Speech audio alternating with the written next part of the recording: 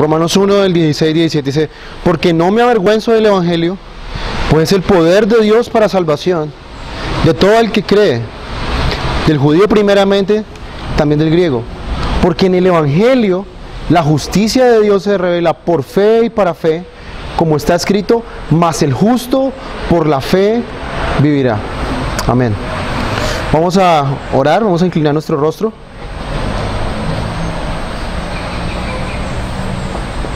Señor, te damos gracias en esta mañana porque has parado la lluvia, para que tu palabra sea expuesta, para que tu palabra sea predicada, Señor. Damos a ti la gloria, Señor, gracias.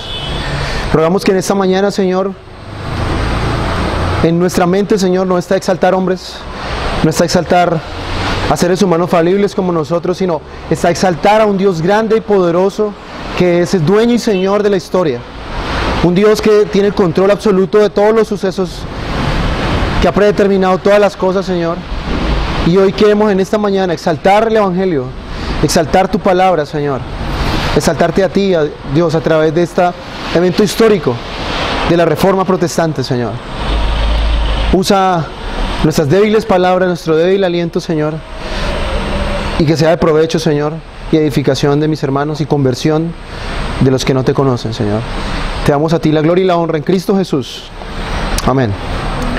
Bueno, ¿por qué leí este texto? Porque este fue uno de los textos que Martín Lutero, este fue el texto que Martín Lutero leyó y que inició la chispa de la Reforma en 1517.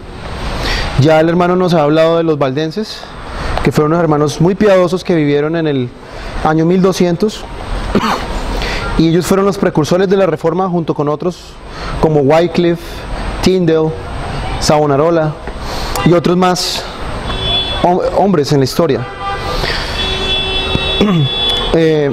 Nosotros tenemos que entender, hermanos, que Dios es el gran controlador de la historia.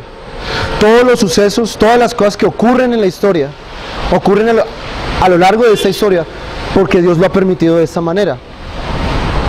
Él en su consejo ha permitido cosas trágicas en la historia, ha permitido que su iglesia por algún tiempo viviera en el oscurantismo, permitió que su iglesia viviera en el error por mucho tiempo, pero en su momento Dios levantó a un hombre como Martín Lutero, un monje agustino, ¿sí? Ustedes de pronto lo saben, él era un monje agustino, y este hombre fue el instrumento que Dios utilizó para llevar de vuelta a la iglesia al estado original de las Escrituras.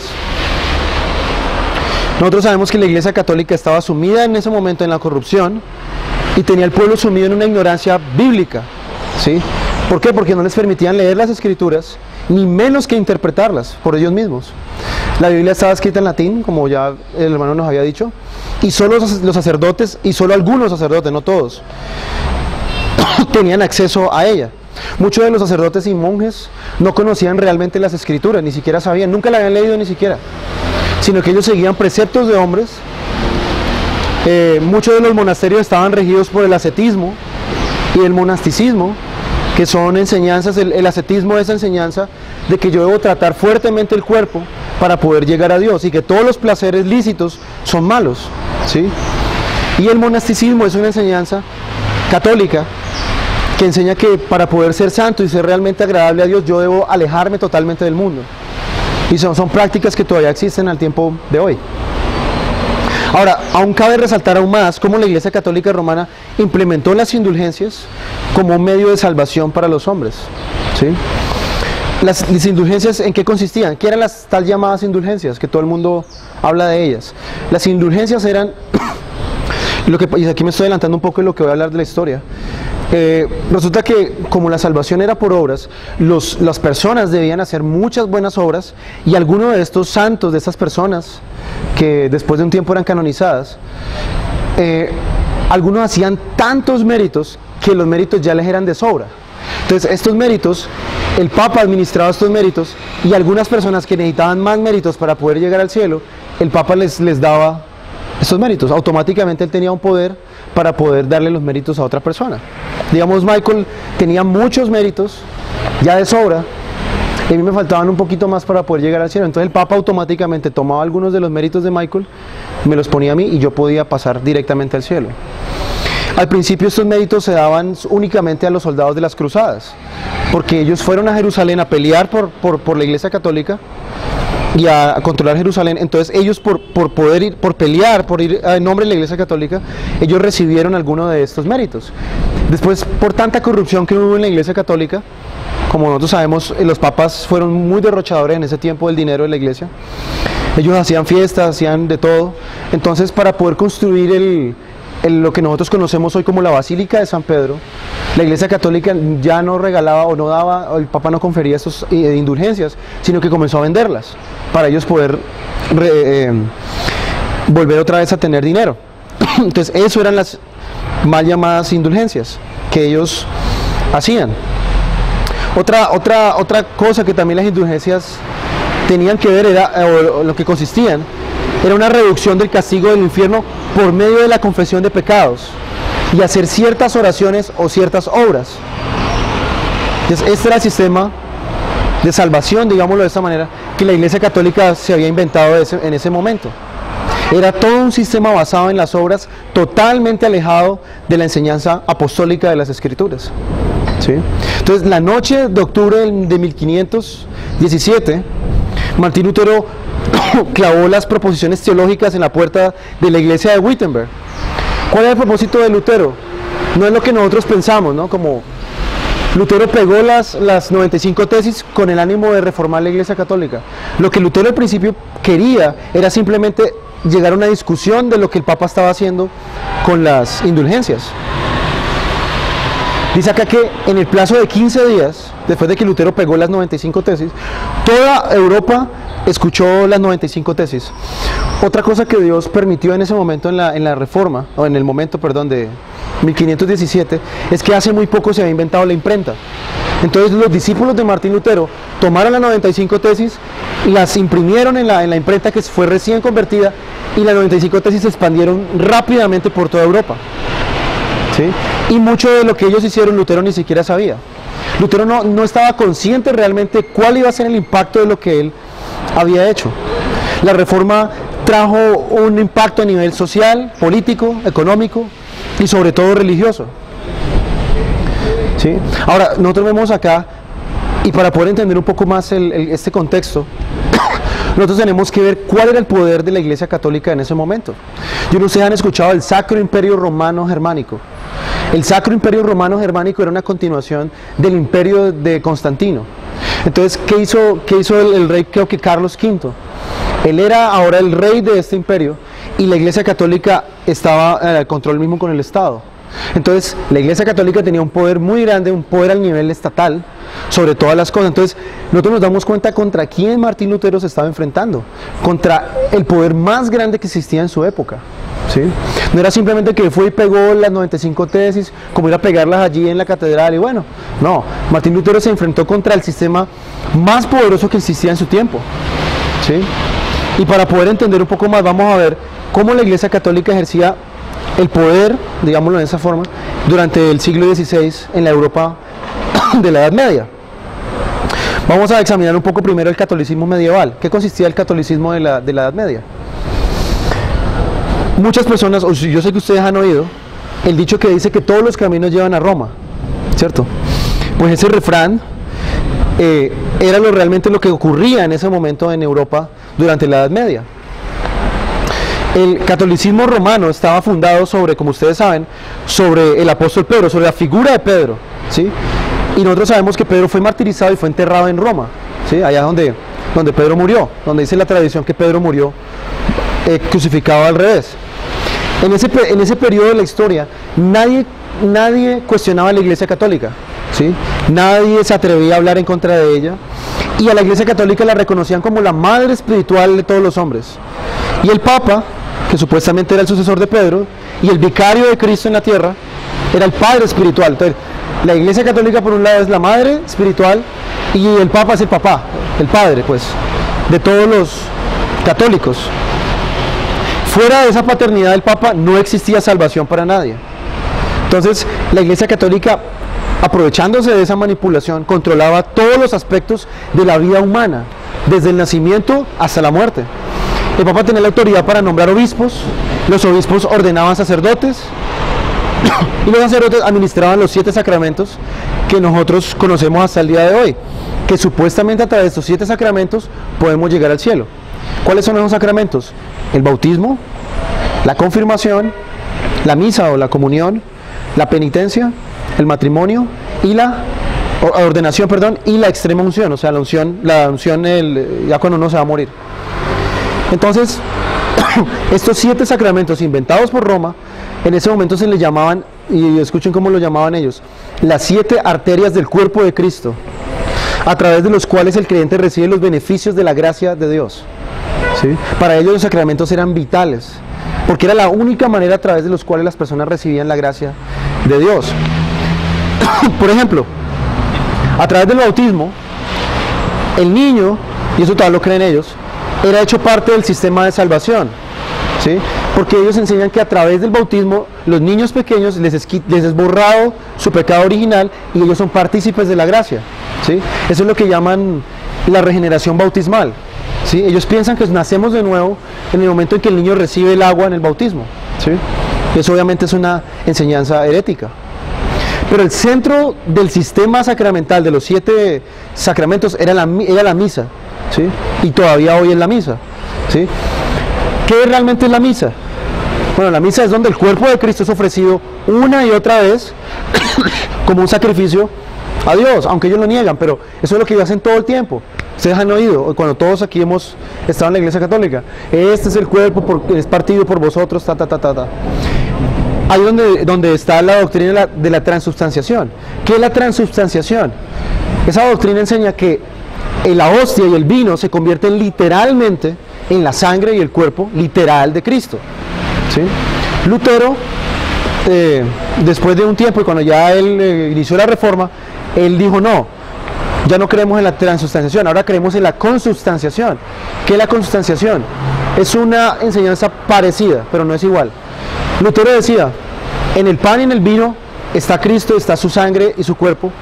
No es como la Iglesia Católica dice que es literalmente la sangre y el cuerpo, sino que en el pan está el cuerpo y el pan mismo, y en la sangre, en el vino está la sangre y también el vino, ¿sí? Fue una pequeña variación, ¿sí? Ya más adelante con el reformado Zwinglio fue el primero que implementó la cena como un simbolismo, ¿sí? Como lo hacemos hoy en día, gracias a este reformador. Entonces, cuando nosotros decimos que los sacramentos son los medios a través de los cuales el hombre se hace partícipe de la gracia, hay que entender qué es lo que la Iglesia Católica enseña por gracia, ¿sí? Porque es diferente, no es lo mismo, ¿sí? Según la Iglesia Católica, el ser humano no puede hacerse justo ni amoroso por sí mismo, a menos que Dios haga una obra en él. Pero eso suena como muy bíblico, ¿no? Suena como parecido a lo que nosotros creemos. Bueno, el hombre no puede ser bueno ni justo delante de Dios por sí mismo, pero la diferencia está en que la gracia nos llega única y exclusivamente a través de los sacramentos. En la medida en que más recibimos los sacramentos y entre más nosotros amamos y somos amorosos, más Dios nos va justificando. No es la justificación por la fe como tal como creemos nosotros, sino que somos justificados a medida en que vamos participando más y más y más de los sacramentos. Entonces, esta era la forma en que las personas pudieran llegar a ser cada vez más justos y más santos. Entre más obras hacían, entre más tomaban los sacramentos, más santos se estaban volviendo. Ahora, ¿cuál es el gran problema que surge acá? El problema es el siguiente: ¿cuándo sé que he hecho suficientes obras para ser santo? Ese es el gran problema. No hay un estándar límite en las escrituras, ni obviamente dentro de la doctrina católica, que enseñase cuántas obras eran necesarias o cuánto esfuerzo era necesario para ser santo. Entonces, como es imposible saber qué tanto esfuerzo yo tenía que hacer, por eso teníamos que usar, o ellos tenían que usar regularmente la confesión de pecados, ¿sí? Confesarse constantemente para ellos como volver y abonar más a su cuenta. Ahora, eso tampoco abonaba nada, ¿sí? Si uno tomaba la confesión, tampoco, porque dentro de la confesión también iba incluida también dentro del mismo sistema de obras. Ahora, ¿qué pasaba en la confesión en ese tiempo? No, es muy diferente ahora. El sacerdote iba a través de una lista haciendo un escrutinio de la persona que se estaba confesando. Entonces, aún la persona más sincera no podía pasar la prueba, ¿sí? Entonces, como casi nadie, o bueno, nadie podía pasar la prueba, ahí es donde la Iglesia Católica se inventó algo que usted y yo conocemos como el purgatorio. Como los hombres, para poder llegar al cielo, los hombres tienen que llegar limpios, ellos debían pasar primero por el purgatorio, donde debían purgar sus pecados, que no se podían haber tratado en vida, ¿sí? Y allá eran limpiados, ¿sí? Ahora, ¿cuál es los únicos pecados que no podían limpiarse en el purgatorio? Los pecados mortales. El resto de pecados veniales se podían limpiar en el purgatorio. Ahora, ahí es donde entra algo en juego que es muy importante, y es el culto a la Virgen María y a los santos. ¿De dónde nació esto? Esto nació por la idea que la Iglesia Católica medieval tenía de Cristo. A Cristo lo mostraban como un juez terrible, ¿sí? Que no podíamos acceder directamente a Él porque era demasiado santo. Entonces, ¿a quién iban a recurrir para ir a Él? A la mamá. Entonces iban a la mamá para decir que la mamá pudiera interceder por nosotros delante de este Jesús que era terrible. Ahora, si era difícil encontrarse con Jesús cara a cara o acceder a Jesús, ¿cuánto más con María, que era la reina del cielo? Entonces, ahí es donde entran los santos. Entonces, los santos intercedían por nosotros delante de María, y María intercedía delante de Cristo. Desde ahí nació el invento de los santos. Ahora, obviamente la Iglesia Católica siempre insistió, y siempre lo dice todavía, que los santos y María no deben ser adorados, sino venerados. Pero yo, ¿cómo hago para saber cuál es la diferencia entre venerar y adorar cuando yo no conozco las Escrituras? Ese era el gran problema de las personas en su tiempo. Ellos no sabían, no tenían el conocimiento de las Escrituras y no podían realmente discernir qué era adorar y qué era venerar. Entonces, las personas del común y corriente, ¿qué hacían? Veían una estatua de la Virgen María y le rendían adoración, ¿sí? Ahora, ¿cómo yo puedo decirle a una persona, bueno, venere esta imagen pero no la adore? No es ilógico, es difícil, o sea, es algo confuso. Entonces, la gente, ¿qué hizo? Comenzó a adorar a María y a los santos. Y aquí entramos a un tercer punto importante, y es las indulgencias. Como ya le había dicho anteriormente, las indulgencias se ganaban. Primero, obviamente, la persona que se confesaba le imponía penitencia, el sacerdote. La persona hacía las penitencias y abonaba cada vez más para su cuenta. Y lo que ya había dicho anteriormente, los que eran demasiado santos, que no entraban al purgatorio, que entraban directamente al cielo, el Papa administraba esos méritos buenos y se los podía poner a quien él quisiera. Bueno, entonces, algo que tenemos nosotros acá, ese es como, digamos, el marco, digamos, histórico, teológico de la Iglesia Católica. ¿Cuál era el estado de la Iglesia Católica en ese momento? Entonces, ¿qué hizo Martín Lutero? Al ver todo esto, él se indignó, ¿sí? Entonces, indignado, clavó un 31 de octubre de 1517 en la puerta de la catedral de Wittenberg las 95 tesis, ¿no? Y como ya dijimos, fue realmente conocido de una forma rápida, la gente empezó a conocer gracias a la imprenta. ¿Y qué pasó? La Iglesia Católica, después de un tiempo, de algunos meses, citó a Martín Lutero a un debate público para que Martín Lutero se retractara de todas las cosas que le estaba enseñando.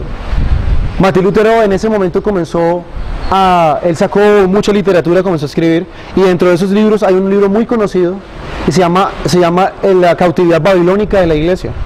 Y allí Martín Lutero comenzó a criticar todas estas doctrinas. Martín Lutero comenzó a hablar en contra del Papa, y ahí es donde nació la idea de los reformadores. Los reformadores tenían esa idea de que la gran ramera y el anticristo eran el Papa. El Papa es el anticristo y la gran ramera es la Iglesia Católica, ¿sí? Esa ha sido, digamos, la posición escatológica, digamos, clásica de los reformadores. Entonces, ¿qué pasó? Todo esto produjo la Reforma Protestante, ¿sí? Lutero fue llamado a una cita, a un lugar que se llamó la dieta de Worms. La dieta no era que iban a ayunar, ¿no? La dieta de Worms no era que el rey tampoco estaba a dieta, sino que la dieta se le llamaba en ese momento al Senado, al concilio de gobernadores. Entonces, Lutero fue llamado delante de la dieta de Worms, no recuerdo en qué fecha, y se le pidió que se retractara públicamente de lo que él estaba enseñando. Obviamente Martín Lutero tuvo mucha influencia sobre muchos de los gobernantes de Alemania de su tiempo, aunque realmente no era Alemania, sino que Alemania estaba dividida en estados federados como Sajonia, el Palatinado y otros así. Y uno de esos, creo que Federico, fue uno de los que ayudó a Martín Lutero y lo escondió y lo estuvo protegiendo durante un tiempo. Entonces fue tanta la influencia de Martín Lutero, fue tanta el arrojo de este hombre, la valentía que él se paró delante del Papa, y eso lo vamos a ver ahora cuando hablemos de la sola escritura. Vamos a escuchar qué fue lo que dijo Martín Lutero delante del Papa. Entonces, la Reforma Protestante empezó en ese momento, y la Reforma Protestante produjo un volver a la Iglesia las verdades de la palabra de Dios. La vida de la Iglesia fue reformada, la Biblia fue traducida a su lenguaje propio, al lenguaje vernáculo. Vernáculo significa el lenguaje materno. La Biblia fue traducida a su lenguaje, la Biblia se empezó a estudiar como nunca antes. Comenzaron los reformadores a escribir comentarios, como los famosos comentarios de Juan Calvino, que son muy buenos, y muchos otros comentarios. Se comenzó a hacer literatura de las escrituras. Muchos comenzaron a venir ahora sí a la salvación gracias a la Reforma Protestante. Muchas personas comenzaron a conocer realmente el Evangelio bíblico gracias al arrojo y a la valentía de este hombre que Dios utilizó para empezar la Reforma. Entonces, dentro de la Reforma, y eso es lo que nos va a ocupar hoy, hay unas 5 declaraciones que son 5 declaraciones bases sobre las cuales la Iglesia se sostiene sobre todas sus épocas. Y esas 5 declaraciones son las que se llaman las 5 solas. La palabra sola es la palabra latina para la palabra en español solamente o únicamente, y son el resultado de la Reforma Protestante. Ahora, nosotros vemos acá que lo que Jesús prometió en sus evangelios se cumplió. Jesús prometió en sus evangelios que el Hades no prevalecería sobre su iglesia, ¿sí? Que el infierno no iba a poder contra la iglesia, y eso es lo que vemos a lo largo de toda la historia. Nosotros damos gloria a Dios hoy por el impacto que la Reforma Protestante ha tenido hasta nuestros días. Como de lo que Martín Lutero escribió en su tiempo, muchos han sido beneficiados, muchos han sido salvados por lo que esos hombres han enseñado. Ahora, ¿qué son las 5 solas y qué significan? Las 5 solas, como ya dije anteriormente, son 5 verdades fundamentales que los reformadores protestantes declararon, y son las siguientes. La primera es la sola escritura. En español, sola escritura o solamente escritura. Ahora, no es el orden histórico, es simplemente estoy dando un orden. La segunda, la sola gratia, o solo gracia. Después está la sola fide, o solo fe. Después encontramos solus Christus, o solo Cristo. Y la última es soli Deo gloria, solo a Dios la gloria. Entonces, en este espacio, hermanos, vamos a considerar cada una de estas solas y cuál es el impacto y dónde, en qué parte de las escrituras están. Y la primera sola que vamos a considerar en esta mañana es la sola escritura. Y para eso les voy a pedir que vayamos a 2 de Timoteo 3, del 16-17. Bueno, no es el único versículo que habla de la perfección de la escritura, pero hay muchos versículos más. Por ejemplo, el Salmo 119 nos habla de la perfección de las escrituras. Dice, para estudiar ese primer punto de la sola escritura, vamos a basarnos en este texto. 2 Timoteo 3:16 dice: toda escritura es inspirada por Dios y útil para enseñar, para reprender, para corregir, para instruir en justicia, a fin de que el hombre de Dios sea perfecto, equipado para toda buena obra. Una de las características del cristianismo bíblico, y por eso se llama bíblico, es porque toda la fuente y el fundamento de todo lo que se hace y cree en la iglesia está fundamentado en la escritura. La sola escritura es la base de donde salen todo el resto de las otras solas. Dios se ha revelado a través de su voluntad expresa y verbal a través de las escrituras. De la misma manera que Dios le habló verbalmente a Adán en el huerto del Edén, Dios ha hablado a su iglesia a través de las escrituras. Entonces aquí es cuando Martín Lutero compareció delante de la dieta de Worms, y cuando él estaba delante de los reyes y los principales sacerdotes y el Papa de la Iglesia Católica Romana, él estableció el principio fundamental de la fe cristiana. ¿Cuál es el principio fundamental de la fe cristiana?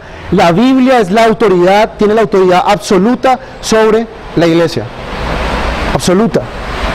No hay otra autoridad que esté por encima de las Escrituras. Y dice Martín Lutero ahí en la Dieta de Worms: a menos que me asalten con testimonios de la Escritura o con razones evidentes, porque no creo ni en el Papa ni los consejos, ya que a menudo han errado y se contradicen entre sí, soy persuadido por los textos de la Escritura que he aducido, y mi conciencia está cautiva por la palabra de Dios.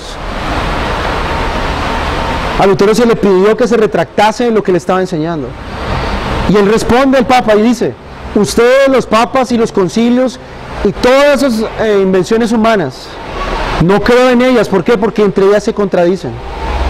Y esto es una historia que ha pasado a lo largo de toda la historia, valga la redundancia, de la Iglesia Católica. Hay papas que han quitado las imágenes, otros papas las han puesto, otros papas han permitido que los sacerdotes se casaran, otros lo han quitado. Y entre ellos mismos se han contradecido, se han contradicho, no sé, entre ellos mismos. Entonces Martín Lutero estableció aquí un principio, y es el principio de la libertad de conciencia.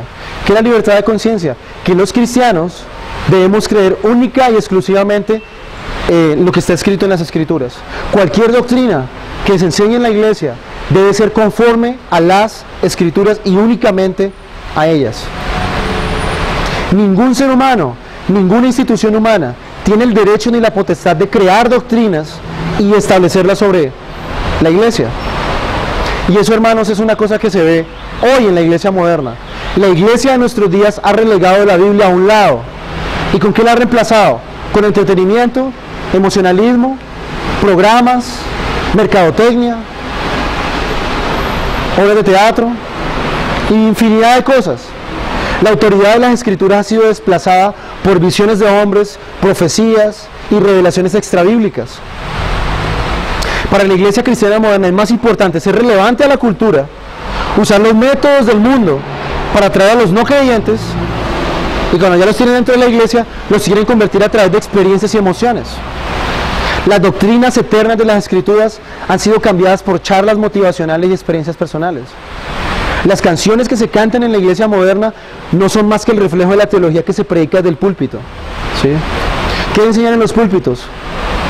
Motivación personal, visiones, experiencias personales, y eso es lo que se canta en la música moderna. Por otro lado, mucha gente inexperta en las Escrituras son los que componen hoy las canciones que se oyen en las iglesias. En la antigüedad, si ustedes ven el himnario Gloria, celebremos su gloria, en la parte de arriba, en el encabezado de cada himno, ustedes van a ver el autor de cada himno. Si ustedes ven, la gran mayoría de ellos eran teólogos. En el tiempo de la Reforma y en el tiempo antiguo, los teólogos eran quienes los escribían los himnos. No un joven con 2, 3 experiencias, con 2, 3 años en una iglesia, sin ningún conocimiento de las Escrituras, escribía canciones, no. Pero eso es lo que vemos hoy en día. Y ese es, hermanos, el estado de nuestra iglesia moderna. Han desechado las Escrituras por otras cosas. Ya para ellos la consigna de sola Escritura no existe. Para ellos ser sola Escritura es ser un dinosaurio teológico, es ser un retrógrado espiritual. Para ellos es estar no atrasado y no pegarse a la onda de la evolución del cristianismo, como alguna vez oí. Dicen que los bautistas, sobre todo, y es como el dicho común de la gente, que nosotros los bautistas no creemos en el Espíritu Santo, porque no nos revolcamos en el piso, porque no lloramos y porque no hablamos supuestas lenguas. Pero no es así. Ahora, ¿qué cree la Iglesia Católica Romana con respecto a las Escrituras? Ellos creen dos cosas. Primero, la Iglesia Católica es la única autorizada por Dios, según ellos, en interpretar las Escrituras. Solo el Papa puede hablar ex cátedra. ¿Qué es ex cátedra? Que el Papa puede hablar tal cual las palabras mismas de Dios. Cuando el Papa habla, él es infalible en lo que él dice. Y tercera cosa, la tradición está por encima de las Escrituras. Es más importante lo que los hombres se han inventado en tradiciones de hombres que lo que la misma Biblia dice. Y eso lo vemos que no solamente pasa en la iglesia católica, sino también dentro de la iglesia cristiana moderna. Entonces la iglesia católica enseña que solo ellos pueden interpretar infaliblemente la Biblia, y la única interpretación válida es la suya propia. ¿Por qué dicen ellos eso? Porque ellos tienen un intérprete infalible que es el Papa, y ellos creen que la Biblia también es infalible. Entonces, un intérprete infalible y una Biblia infalible crean una interpretación infalible, según ellos. Eso en ese momento en la iglesia católica del tiempo de Lutero. Por otro lado, estaban los anabaptistas, ¿sí? Los anabaptistas fueron aquellos, bueno, los anabaptistas fueron muchos, la verdad, había muchas ramas. Pero en general algunos anabaptistas no se quisieron unir a la Reforma Protestante, hicieron a un lado la Biblia, y ellos decían que el Espíritu Santo les hablaba directamente a ellos. Bueno, o al menos a sus líderes, ¿sí? Ellos, los anabaptistas, en vez del Papa, ellos tenían sus profetas infalibles que oían la palabra de Dios. No todos los anabaptistas, pero algunos. Ahora les pregunto, hermanos, ¿se parece al tiempo de hoy? Es exactamente igual. Pero a diferencia de estas dos corrientes, la iglesia de Cristo desde su inicio se ha anclado a la palabra de Dios. Ya vimos a los valdenses, que fueron los precursores de la Reforma, y ellos estaban pegados, anclados a lo que la Escritura decía. Todo lo que ellos creían y hacían estaba fundamentado exclusivamente en la revelación de Dios. La iglesia de hoy llama a las cosas del mundo de otra manera. El mundo llama a los pecados de hoy adicción. La Biblia le llama pecado. El mundo muestra al hombre como una víctima de las circunstancias, y por eso él peca. La Biblia le llama ser caído, porque cayó en el Edén, siendo culpable él mismo de su estado, ¿sí? La Biblia nos llama a nosotros seres caídos, muertos en pecados, enemigos de Dios. Para el mundo la salvación es un estado de paz mental, es un estado de autoestima muy bueno, es una paz interior, es la autorrealización, es la felicidad personal. Para eso ellos es salvación. Y ahora me acuerdo cuando yo estaba en la iglesia donde yo estaba antes, que ese hombre que predicaba llega y decía lo siguiente: el reino de Dios son tus sueños. Tus sueños, lo que tú te has siempre soñado, eso es el reino de Dios. Y decía, increíble, porque la palabra de Dios dice que el reino de Dios es otra cosa totalmente diferente. Entonces para ellos eso es la salvación: autoestima, paz mental, paz interior, felicidad personal. Y para ellos la felicidad es un fin en sí mismo, antes que dar gloria a Dios. Para ellos es más importante la felicidad personal que la santidad, que la misericordia, que el amor, que la justicia, que la compasión. Entonces vemos que no solamente en el tiempo de Martín Lutero, sino en el tiempo de hoy, la iglesia se ha desviado de la sola Escritura. Y al desviarse de la sola Escritura, obviamente eso va a afectar el resto de cosas en la iglesia. Entonces, no solo Martín Lutero, sino toda la iglesia reformada histórica siempre se ha aferrado única y exclusivamente a lo que las Escrituras dicen. Nosotros sabemos que hoy en día existen reformados que son carismáticos, ¿no? Pero eso es una contradicción. Los reformados nunca han sido carismáticos. Los reformadores siempre fueron personas que nunca creyeron en los dones de revelación, o pensaban o creyeron que los dones de revelación habían cesado. Pero hoy en día quieren volver otra vez a poner eso. Quieren volver otra vez a atacar la Biblia. Y hermanos, como ustedes saben, en Génesis 3, ¿qué hizo la serpiente con Eva? Atacó lo que Dios le había dicho a Adán y a Eva. Y la iglesia cristiana, la iglesia histórica, siempre ha estado bajo ataque defendiendo las Escrituras. Porque el diablo sabe que cuando él ataca las Escrituras, todo el fundamento del resto se cae. Todo. Por eso, hermanos, siempre vemos que los ataques son contra la Biblia. Ya sea de una forma directa, o ya sea que a la Biblia se le haga a un lado. Vamos a pasar a nuestro segundo sola. Y vamos a hablar ahora de la sola fide, o la sola fe. Para eso les voy a pedir, hermanos, que vayamos a Romanos 3, 24 al 26. Romanos 3, 24 al 26.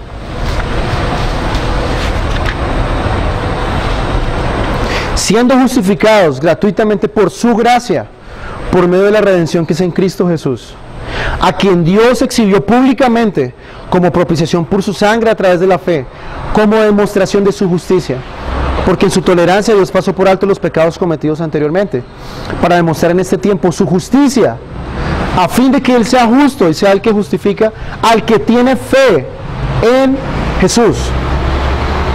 La siguiente sola, o la sola fide, nos habla, y ya vimos que la sola escritura es el fundamento sobre el cual el cristianismo echa sus bases. Ahora vamos a ver la sola fe como el fundamento mismo del Evangelio de Cristo. Es la doctrina fundamental por la cual el pecador es salvado, recibiendo la fe salvífica que es dada por Dios soberanamente, sin que la persona haya hecho nada o tenga que hacer algo para ganarla. Ese es el fundamento de la justificación por la fe. Somos aceptos delante de Dios única y exclusivamente a través de la fe que Dios otorga soberanamente al pecador. Ahora, la fe en sí misma no es la que salva, ¿sí? Hay que tener cuidado con eso. No es la fe la que me salva. La fe es el medio por el cual recibimos la salvación. Y somos unidos con Cristo. Somos unidos con Él a través de la fe. Vamos a ponerles un ejemplo.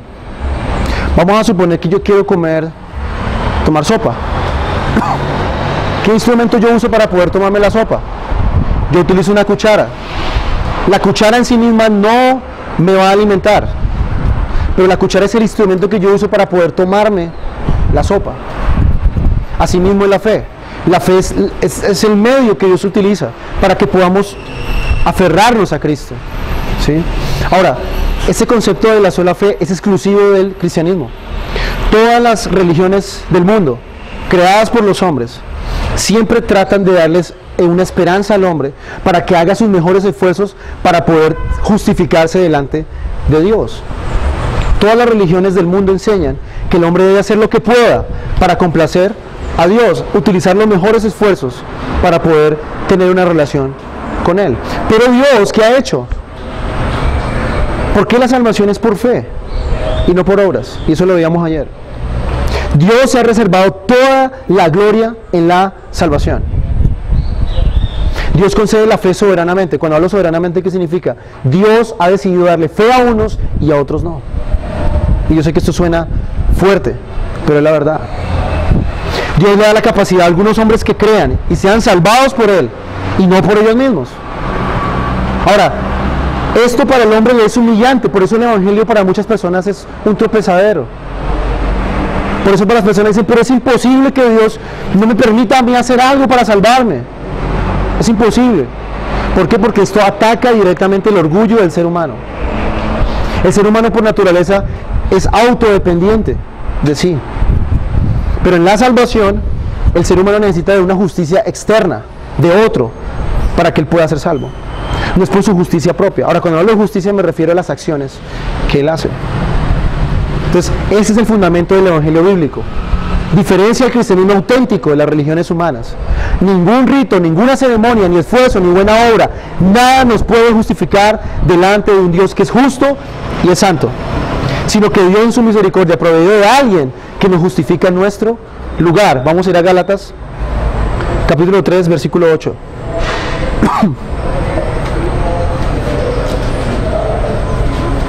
Gálatas 3, 8.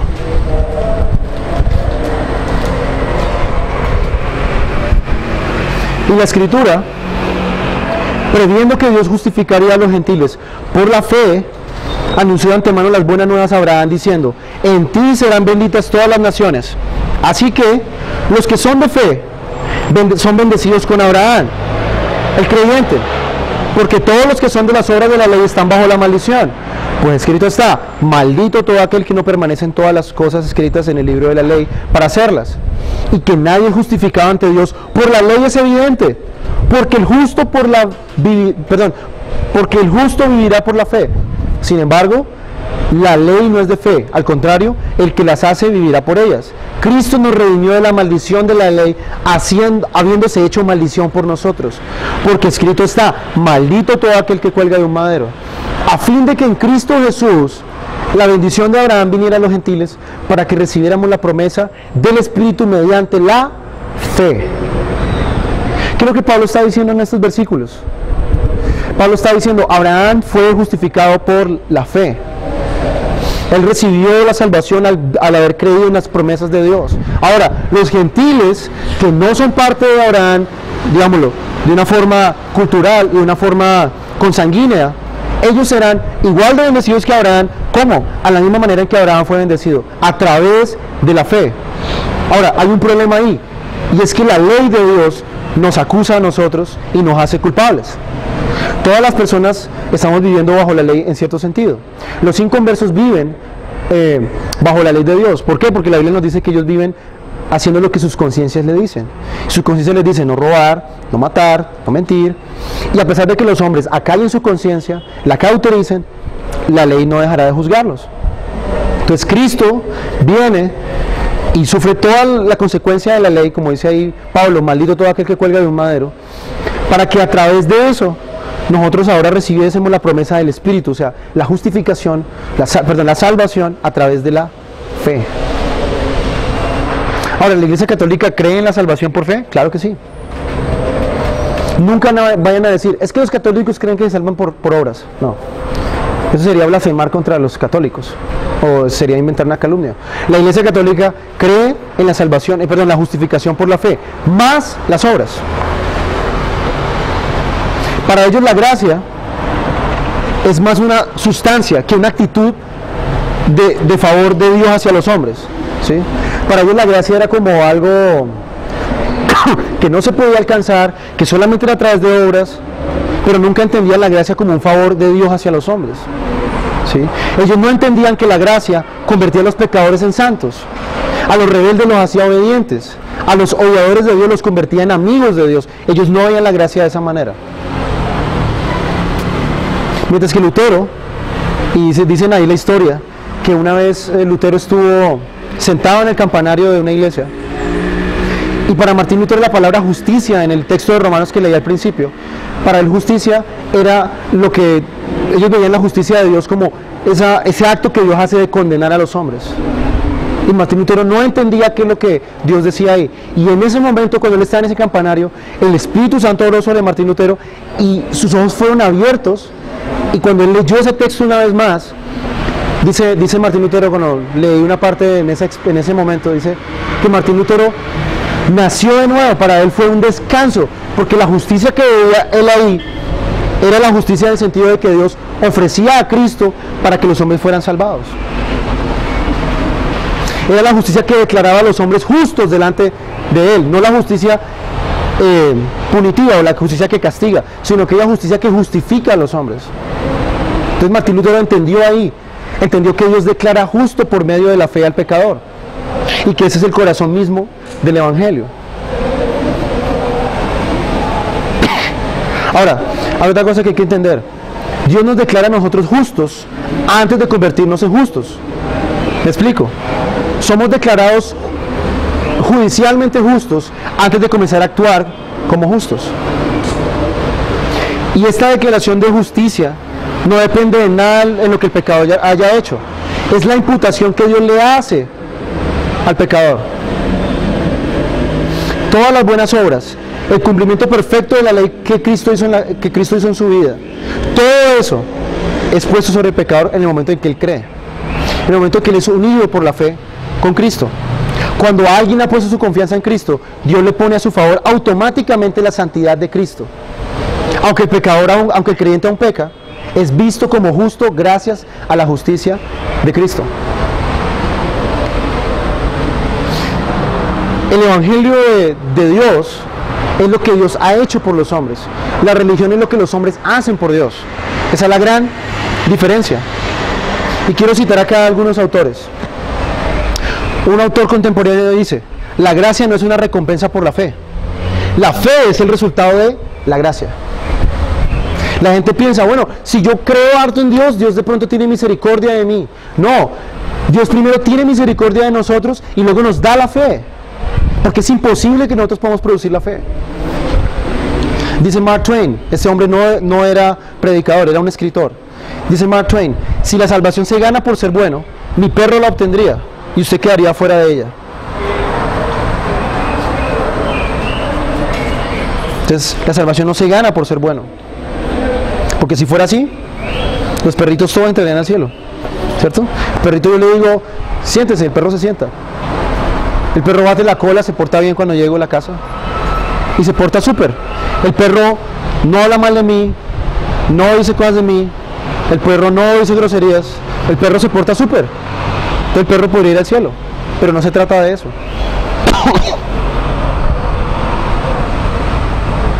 Ahora, esta doctrina es fundamental, hermanos, por eso estoy dando tanto hincapié en esta doctrina.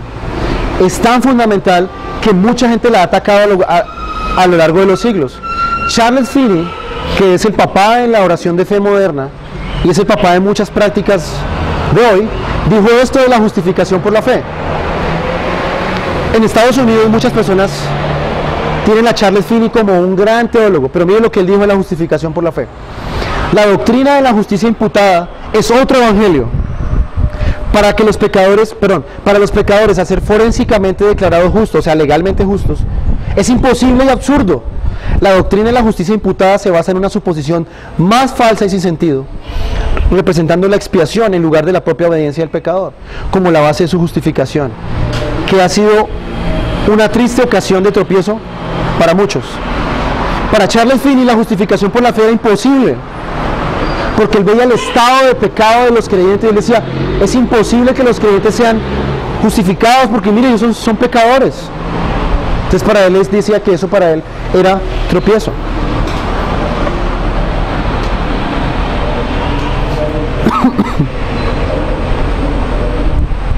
Ahora, ¿por qué los reformadores dijeron que la justificación era únicamente por fe?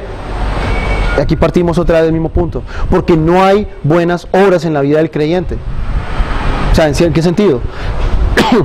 Por ellas mismas no son buenas. Dios hace que ellas sean buenas. Sino que la justicia vicaria de Cristo es el único fundamento para poder ser justificados delante de Él. Y es solo por la fe en Cristo que nos aferramos a Él. A través de su justicia llega a ser nuestra justicia, dice J.I. Packer. Dice otro predicador contemporáneo, no es la fe la que salva, sino la fe en Cristo. No es ese sentido estricto, ni siquiera es una fe en Cristo, no es la fe en Cristo quien salva, sino es Cristo quien salva por la fe. El poder salvador reside exclusivamente, no en el acto de fe, o en la actitud de la fe, o en la naturaleza de la fe, sino en el objeto de la fe. Y eso lo hemos hablado muchas veces. Hay gente que dice, bueno, yo no tengo una gran fe. No me importa si es una gran o una pequeña fe. Es el objeto de la fe quien salva. Es sobre quién pongo mi fe en lo que me salva. Cristo obra a través de esa fe y su poder salvador se desencadena sobre el creyente para poder salvarle. Entonces eso es, hermanos, la sola fide. Eso es lo que creían los reformadores. Somos justificados única y exclusivamente por fe delante de Dios, no por obras. Vamos a ver un tercer punto. Vamos a ahora hablar de la sola gracia. Efesios 2, 8 al 9. Bueno, que lo saben de memoria. Porque por gracia sois salvos. por medio de la gracia habéis sido salvados por medio de la fe, y esto no de vosotros, sino que es don de Dios, no por obras, para que nadie se gloríe. Ese es el otro grito de batalla de la Reforma.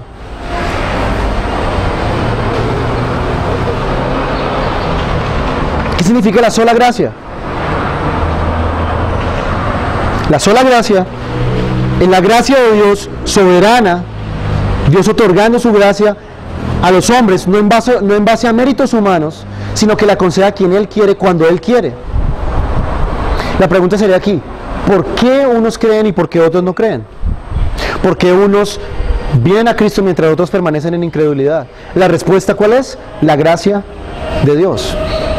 Erasmo, que era un hombre del tiempo de Lutero, creo que Erasmo y Lutero eran contemporáneos, y Erasmo y Lutero eran, digámoslo así, contrincantes. Erasmo enseñó lo siguiente, Erasmo era humanista y era católico. Erasmo enseñó que Dios da la gracia y el hombre pone la fe. Imagínense eso. Pero Lutero enseñó que no solo Dios provee la gracia, sino que Dios provee la fe para que las personas puedan creer. Cuando hablamos de la sola gracia, lo que nos estamos refiriendo es que Dios provee todo lo necesario para la salvación, que el hombre no tiene nada que ver, el hombre no tiene arte ni parte en su salvación. La salvación del hombre es por gracia, desde el principio en que él cree, es sostenido por gracia y va al cielo por gracia. Toda la vida cristiana se trata de gracia. ¿Cómo podemos llegar al final de nuestra carrera en la fe? Por gracia. Entonces los reformadores entendieron que la fe salvífica es dada por Dios para que el hombre sea salvo en Cristo. Cero contribución del ser humano en su salvación. Como dijo Jonathan Edwards, lo único que nosotros aportamos en nuestra salvación es nuestro pecado, que es del de que Dios nos salva. Ahora los reformadores también tienen en la mente otra cosa, y es que no hay cabida para el libre albedrío. Los reformadores, sobre todo Lutero, escribió un libro que se llama recuerdes en inglés, no me acuerdo en español cómo se llama, la atadura de la voluntad, algo así, no recuerdo, la esclavitud de la voluntad. En este libro Lutero contradice a Erasmo, porque Erasmo era un partidario del libre albedrío.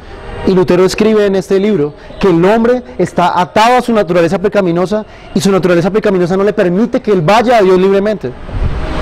Entonces los reformadores tenían eso siempre en mente, que el hombre no tiene el libre albedrío, entre comillas, para poder ir a Dios. Ahora, ¿ustedes han escuchado esta frase? Que supuestamente Dios dice, ayúdate que yo te ayudaré. Esa frase viene de la Edad Media. En la Edad Media era dicha de esta manera: Dios no negará su gracia a los que hacen lo que pueden. Hoy en día esa frase ha cambiado y dice, ayúdate que yo te ayudaré, atentamente Dios.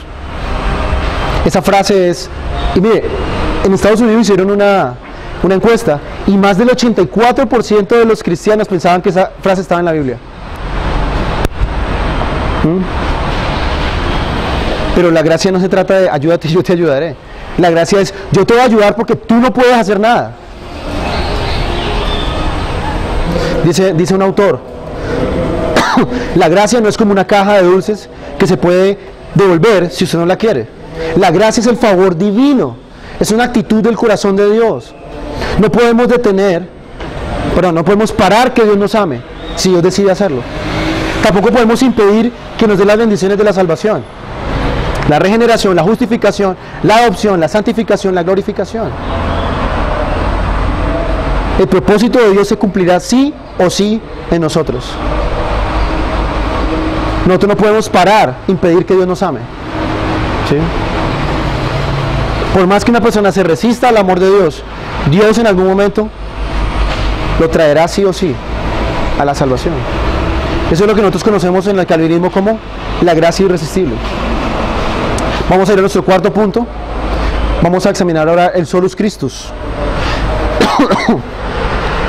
Y para eso hay un texto. 1 Timoteo 2, 5 al 6. 1 Timoteo 2, 5 al 6.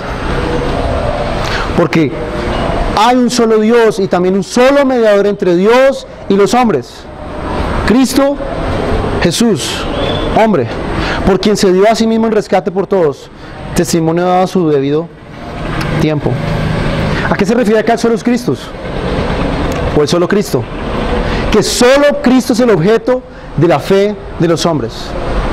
Solo el sacrificio de Cristo es el que limpia nuestros pecados y nos reconcilia con Dios. Solo a través de Cristo tenemos acceso a Dios. La Iglesia Católica enseñaba, como ya dije antes, 7 cosas que debemos hacer para llegar a Dios. Y de esa manera nos ganamos el mérito y el favor de Dios. Pero cuando Lutero estudió la Biblia, se dio cuenta de que la gracia salvadora viene única y exclusivamente a través de Cristo. No necesitamos santos, sacerdotes, Marías, ni nada, ni sacramentos, nada para poder llegar al trono de Dios. Eso es lo que Lutero, en su contexto, enseñó acerca de solus Christus. No necesitamos nada. Como leíamos ahorita, como cantamos ahorita en 1 Pedro 2:9, el creyente es un sacerdote. Y él puede ir a Dios a través de Cristo y únicamente a través de Cristo. Cuando Dios en el Antiguo Testamento había querido, y siempre fue el plan de Dios, que la nación de Israel fuera una nación de sacerdotes. Y eso se cumplió ahora en el Nuevo Testamento. La iglesia es el cuerpo de Cristo y es una nación de sacerdotes que tienen acceso directo a Dios a través, y única y exclusivamente a través de Cristo. Lutero fue el que enseñó la doctrina del sacerdocio de cada creyente. Lutero enseñaba que los zapateros, las empleadas, los ministros, todo el mundo, hasta la persona más sencilla y más humilde, si esa persona era creyente, tenía acceso directo a Dios. Entonces, el verdadero evangelio está fundamentado única y exclusivamente en el sacrificio vicario de Cristo. Pero ¿qué dice el relativismo moderno? ¿Qué dice el universalismo? Todos serán salvos sin importar si creen o no en Cristo. ¿Sí han escuchado lo que el Papa dijo últimamente, no? El Papa Francisco dijo hace como un mes o menos que aún los ateos, si se portan bien, pueden ir al cielo. Ni siquiera el Papa es católico, ni siquiera el Papa es cristiano. Entonces, el universalismo, que es esa doctrina que enseña que todos serán salvos porque Dios es amor y Dios ama a todos y Dios no puede mandar a nadie al infierno, hace a un lado a Cristo. Si se porta bien, si usted hace buenas obras, si tiene una vida moral, puede ir a Dios. Pero Jesús derrumba todos estos argumentos en Juan 14:6, porque Él dice: yo soy el camino, la verdad y la vida. Nadie va al Padre si no es a través de mí. Ese es el resumen de Solus Christus. O como lo dice Hechos 4:12. Solo hay un nombre dado a los hombres debajo del cielo en el cual ellos pueden ser salvos. Y mire que la frase en Hechos es igual. Solo hay un nombre, solo hay uno. Entonces, cuando los reformadores se levantaron a decir Solus Christus, decían: solo Cristo es suficiente para ser salvos. No necesitamos iglesia católica, no necesitamos sacerdotes, ni nada que se interponga para poder acercarnos a Cristo.